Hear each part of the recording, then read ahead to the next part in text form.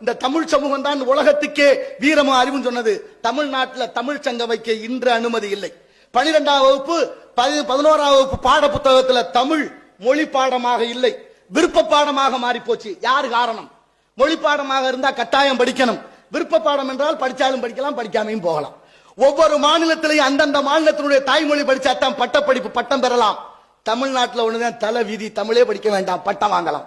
கேவலமா இல்ல? நினைச்சு பார்க்க வேண்டாம். நாங்க தான் தமிழ் வளர்த்தோம்னு பேசுறான பல பேரு, அந்த ஆளுகளை தான் இப்ப நான் தேடிக்கிட்டு இருக்கிறேன்.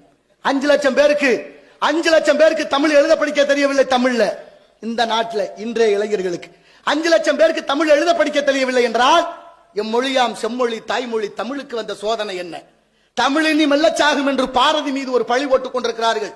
பாரதி சொல்லவில்லை.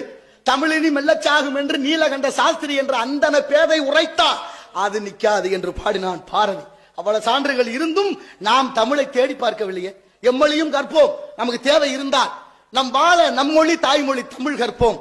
செப்பு மொழி 18 உடையாள் எனினும் சிந்தனை ஒன்றுடையாள் என்றான் பாரதி. எந்த மொழியை வேணாலும் படிச்சுக்கலாம் அவசியம் இருந்தால்.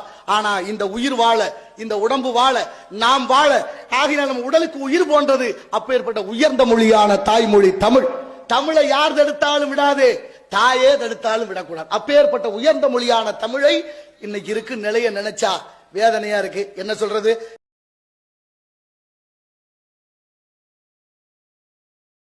என் செயலாவது யார் ஒன்றும் இல்லை, யாமறியேன் பராமரிப்பு. விளையாட்டுக்காக இல்ல, சிரிக்கிறதுக்காக இல்ல.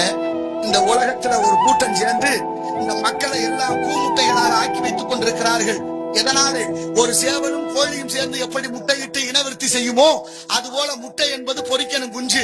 அப்படி இல்லாத பொருள்கள் எல்லாம் மரபணு மாற்றப்பட்ட பொருள்கள், மரபணு மாற்றப்பட்ட காய்கறி, மரபணு மாற்றப்பட்ட பழங்கள், மரபணு மாற்றப்பட்ட விதைகள், மரபணு மாற்றப்பட்ட அரிசி, அத்தனையும் மக்களை வியாபார பொருளாக ஆக்கி வைத்துக் கொண்டு ஒரு கூட்டம் பிழைக்குது. எங்க போய் சொல்ல கேட்க நாதி இல்லையே. திராட்சை பழம், விதை இல்லாத திராட்சை பழம் விற்கிறது தெரியுமா உங்களுக்கு? எப்படி விதை இல்லாம ஒரு பொருள் உண்டாகும் யாராவது கேட்டிருக்கிறீங்களா? வித்து இல்லாத சம்பிரதாயம் கீழும் இல்லை மேலும் இல்லைன்னு புராணம் நமக்கு இதிகாசங்கள்லாம் கத்து கொடுத்துருக்கு. ஆனா இங்க நம்மள்ட ரொம்ப ஏளனமான எண்ணம் இருக்கியா, எதை சொன்னாலும் ஏத்துக்கிறதே இல்ல. சரிதானா, அது சரியா தவறா என்ற சிந்தனைக்கு உட்படுத்தணும் இல்ல, அந்த எண்ணம் இல்ல. நான் என்ன கேட்கிறேன், கோழி முட்டை இருக்க பிராய்லர் கோழி, அந்த கோழி முட்டையும் அந்த கோழியும் நீங்க கல்யாணம் ஆகி புள்ள ஊட்டி பெத்தவங்க சாப்பிடுங்க, ஒரு பிரச்சனை இல்ல. நாளைய தலைமுறையை வளர்க்கக்கூடிய சின்னஞ்சிறார்கள், இளம் பெண் குழந்தைகள், ஆண் குழந்தைகள் இருக்குல்ல, கொடுக்க கூடாது. 25-30 வருஷத்துக்கு முன்னால குடும்ப கட்டுப்பாடு மையம் வந்துச்சு, சனத்தொகை பெருகி போச்சுன்னு. அப்படி குடும்ப கட்டுப்பாடு மையம் வந்தது எப்ப? 30 கோடி முகமடையார்னு பாரதி பாடும் போது. இப்ப என்ன சனத்தொகை 142 கோடி.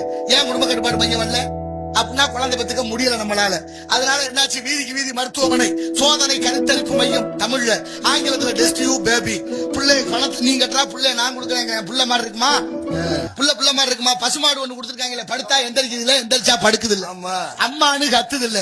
இதெல்லாம் என்ன? மரபணு மாற்றப்பட்டது. நாட்டு மாட்டு கண்ணுக்குட்டி அவுத்து விட்டு பாருங்க என்ன வேகமா ஓடுதுன்னு. அதே இப்ப கொடுத்துருக்க பசுமாட்டு கண்ணுக்குட்டி அவுத்து விட்டு பாருங்க எப்படி ஓடும்னு. தெரியுது இல்ல? இப்ப புரியுதா என்ன சிக்கல் இருக்குன்னு?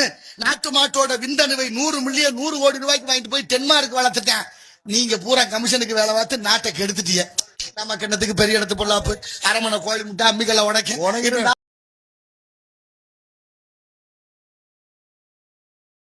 நாளைய தலைமுறைகளுக்கு சொல்லிக் கொடுத்திருக்கமா?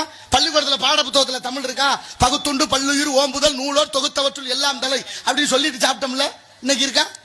இல்ல. ஆத்திச்சூடின்னு அந்த கிழவி அவையார் ஒரு பாட புத்தகம் வச்சிருந்தாலே, ஆத்திச்சூடி அறஞ்செய்ய விரும்பு ஆறுவது சினம் இயல்பது கரவேல் ஈவது விளக்கல் உடையது விளம்பேல் ஊக்கமது கைவிடல் எண்ணெழுத்து இகழல் படிச்சோம்ல. இல்லையே. இருக்கா இன்னைக்கு?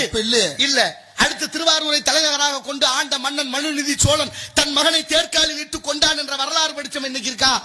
காலமேக புலவர் ஆடி குடத்தரை ஆடும் போதே இறையை மூடி திறக்கின் கொங்காட்டும் ஓடு மண்டை பச்சில் பரபரனும் பாரில் பின்னாக்கும் உண்டா உற்றிடும் பாம்பு எல்லனவே ஓது அப்படின்னு இரட்டுரை மொழி பாடல் படிச்சோம். பாட புத்தகம் இன்னைக்கு இருக்கா? இல்ல. ஏன் இல்ல? ஏன் இல்லன்னு நீங்க ஏன் கேட்கல? ஏன் எடுத்தவனு ஏன் அவங்க சொல்லல? அப்ப கண்டதே காட்சி கொண்டதே கோலம் என்ன வேணாலும் வைக்கலாம். நம்மோட தலைமுறைகள் தடுமாறி திரியணும். என்ன நியாயம்? ஆனாலும் வெட்கம் இல்லாம பேசுறாங்க. நாங்க தான் தமிழ் வளர்த்தோம். அவங்களை கண்டா தான் எனக்கு சரி இருக்கட்டும்.